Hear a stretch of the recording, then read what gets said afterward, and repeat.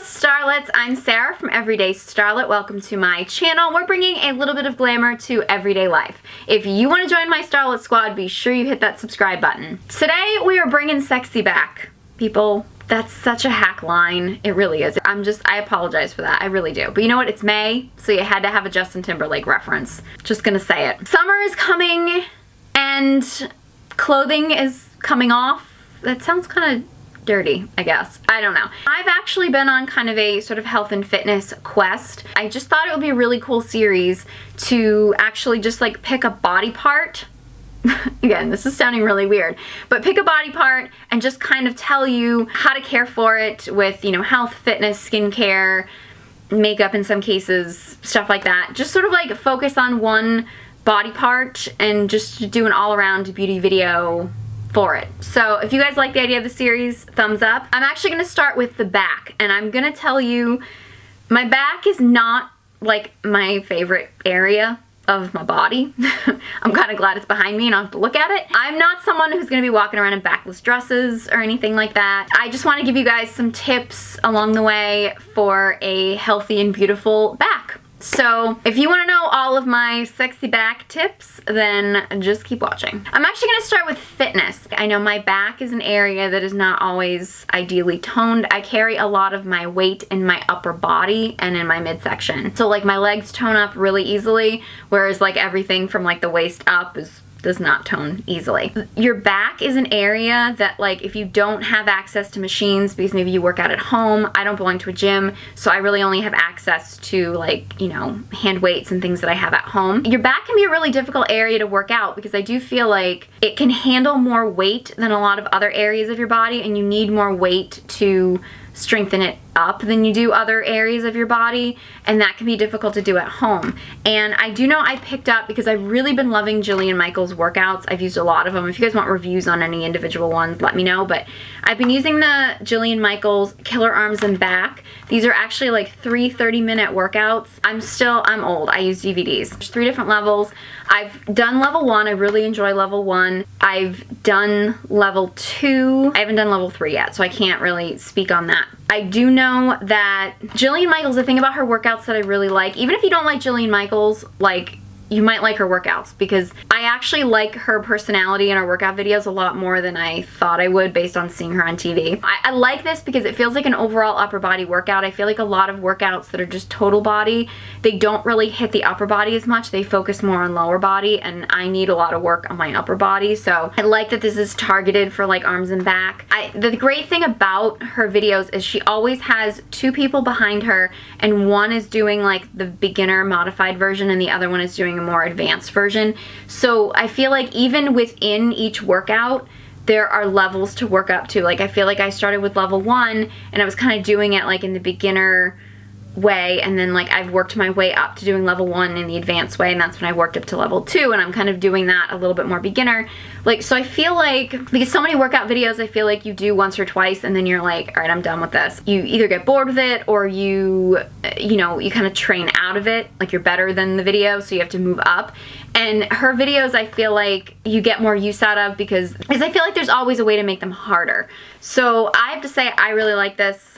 I enjoy using it, and I think it's a great back workout, but there's tons of back workouts. I mean, I'm not necessarily an expert on giving you an actual like back workout online, but that's one I recommend. But there's some great ones online, so honestly, if you go to a gym or something, you can search back workouts and on YouTube and find some great tips, because there's a lot of great fitness YouTubers out there. Another thing I would recommend, and this is actually more for stretching purposes, because I actually do have kind of a bad back. One thing I've been using is a foam roller. I know you can't really see the whole thing in here. I actually bought the gray one because I honestly, I didn't know at the time that the different colors are different like densities, and I thought that the gray one, I don't know, I just figured, I'm like, well, white will get too dirty and black will pick up lint, and so I just went with gray because I like gray. But apparently the different densities, the gray is actually the medium, I think the white is like the softest and the black is the hardest. Again, that kind of sounds dirty, but whatever. Anyway, I've actually been using this. I wish I had like a space where I could really film like kind of how I use this, but I use this kind of like, I lie on it like this way, I lie with my back this way, and I kind of roll back and forth on it. Really feel like it gets the kinks out of my back, and I also lie on it like the long way with my spine kind of up against this foam roller, and I do like I'm making a snow angel with my arms, and that has actually really helped my neck, because I have a really bad neck.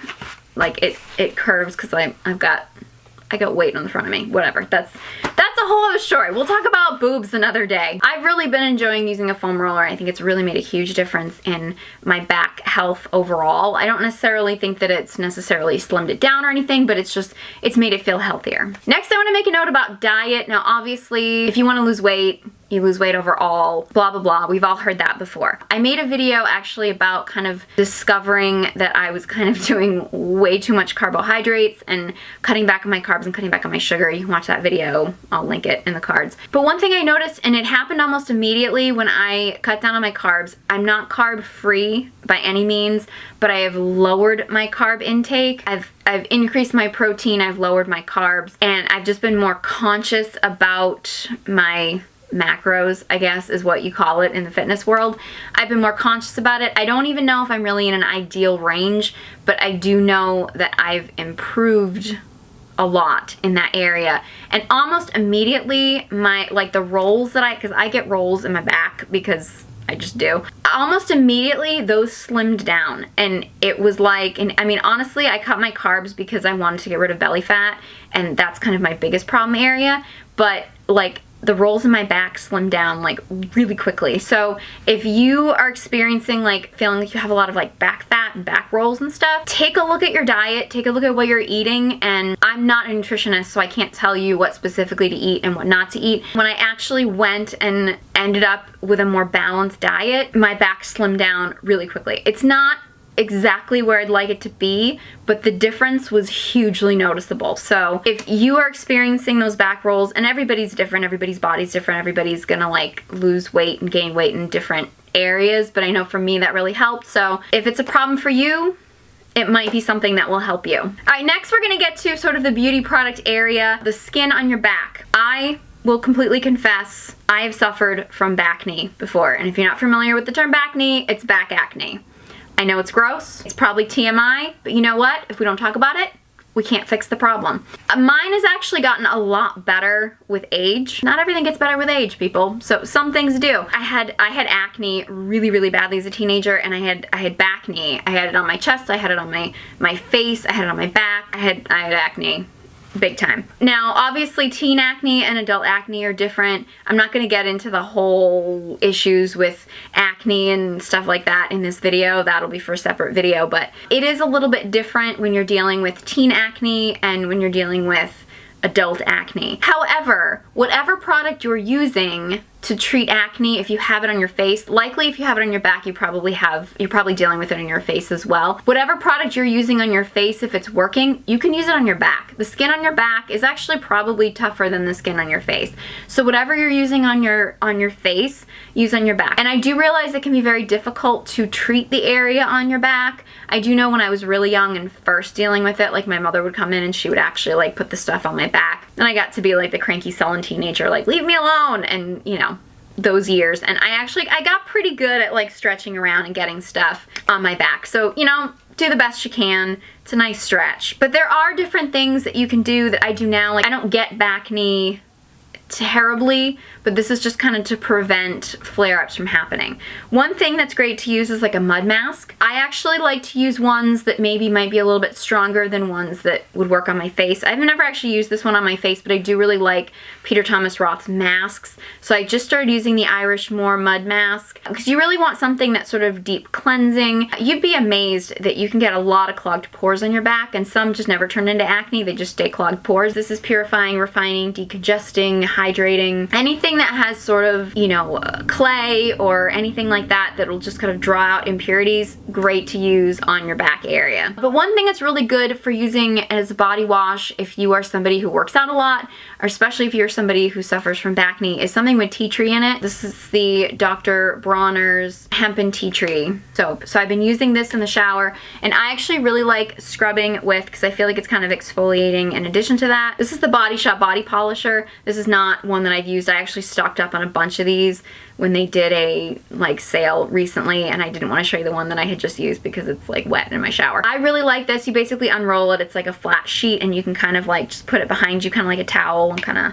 scrub it up dub. I find this really exfoliating. I kind of just put a little bit of this on here, scrub it up, and I'm like an exfoliating queen. I'm all about exfoliating. For like an everyday shower and stuff, I'm all about using this, and I feel like it really gets my back nice and clean. I mean, it gets everything nice and clean, but specifically for preventing Bacne, I really like the combination of the tea tree and then just sort of scrubbing it with a little body scrubber thing. Another thing you can do for exfoliating before your shower, dry brushing. I've been trying to get into dry brushing. I don't know if I'm a total convert yet. I do a lot of exfoliating in the shower, like with the scrubber and stuff, so dry brushing for me doesn't seem as effective because I'm already getting enough exfoliation, but you know, a nice long-handled dry brush for, you know, brushing. I'm not an expert on how to dry brush, but I just wanted to throw this in. It is a way of exfoliating, and if you get a long-handled natural bristle brush, you can dry brush your back there and exfoliate. I personally like exfoliating in the shower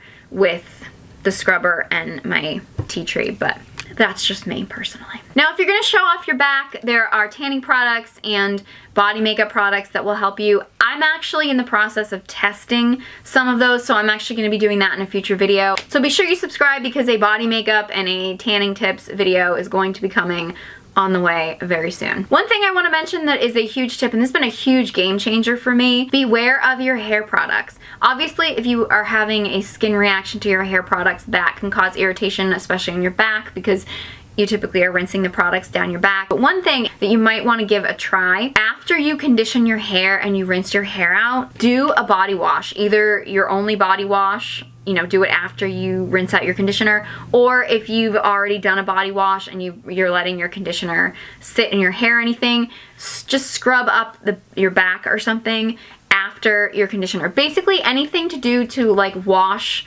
your back after you've rinsed out your conditioner completely. Conditioner residue can actually sit on your back, and it can actually sometimes clog your pores. And when I started doing an extra body wash, even if it's just on my back, like, or just on my upper body real quick after conditioner, really changed the game for me. So you definitely want to take that into consideration. Another thing is when you are, I think it can be really tempting to just throw on some hairspray or even your dry shampoo or any hair product, and if you're wearing like a tank top, or you do it when you don't want to get your clothes messy or something like that, so you just do it when you're standing there in your bra, that hair product stuff can actually like sit on your back and shoulders and can actually cause breakouts because it can clog your pores. So if you don't want to actually use those things with your actual clothes on, put on a robe or a towel over you or something like that to just cover up your skin so you're not spraying hairspray like directly on your skin. And those were all of my back tips. So hopefully these tips will help you guys get the sexy back that you have been dreaming about. I'm sure you've been dreaming about having a sexy back. I guarantee it. If you found this video helpful, please give it a big thumbs up. If you have any tips for, you know, back products or back exercises or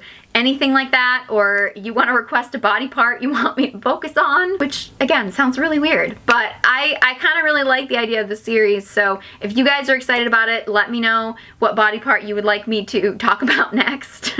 I don't know why this sounds so weird to me, but yeah, let's talk about the body, people. So leave your suggestions in the comment section below. A while back, I was suffering from anxiety and depression, and I truly believe that beauty and makeup saved my life, and I believe it can save yours too.